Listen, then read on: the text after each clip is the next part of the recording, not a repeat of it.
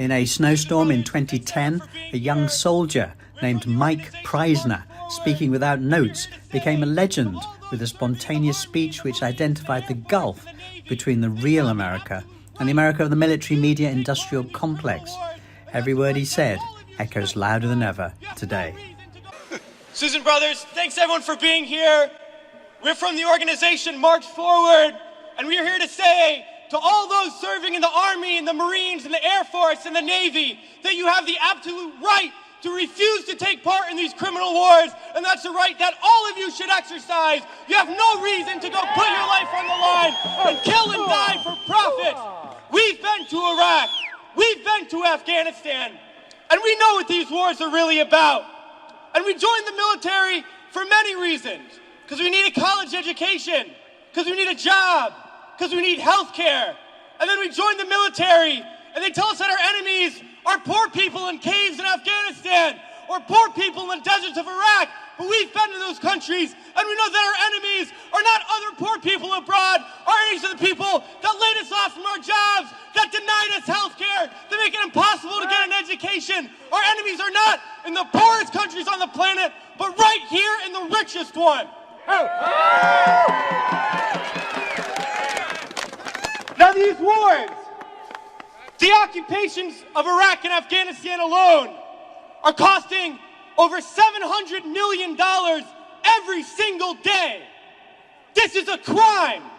Every single day, while so many of us are hurting. Well, I think all of us here, and the vast majority of people in this country, would agree that we can spend $700 million a day better than bombing people that we have no reason to bomb. We can spend $700 million a day rebuilding those countries we've destroyed. We can spend $700 million a day caring for the veterans we get home when they get home. And then we can spend $700 million a day giving every single person health care, a college education, a job, and a livelihood, and a home. That's what we need to be spending our money on. But this government is not going to do that. They're not going to use the money in that way. They're not going to end the wars. And they're not going to do it because it's not our government. It's their government. It's the government of the rich. It's the government of Wall Street, of the oil giants, of the defense contractors. It's their government, and the only language that they understand is shutting down business as usual. And that's what we're doing here today, and we're going to continue to do until these wars are over.